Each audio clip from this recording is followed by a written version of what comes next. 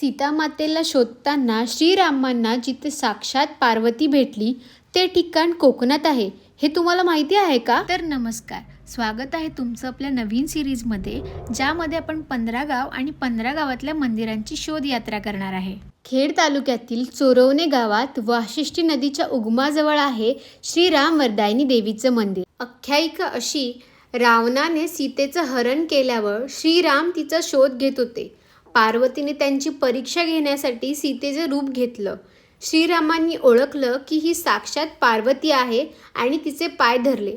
तेव्हापासून ती इथेच वास्तव्याला आहे आणि म्हणूनच तिला रामवरदायिनी असं म्हटलं जातं. चैत्र पौर्णिमेला इथे भरते बगाडाची यात्रा आणि नवरात्रीला सुद्धा लोक फार मोठ्या संख्येने ते ओठा भरायला येतात. आई रामवरदायिनी भक्तांच्या हाकेला धावणारी आणि नवसाला पावणारी देवी आहे. आणि या मंदिराची संपूर्ण माहिती मी आपल्या यूट्यूब चॅनलवर टाकली आहे. लिंक बायोमध्ये आहे, नक्की बघा.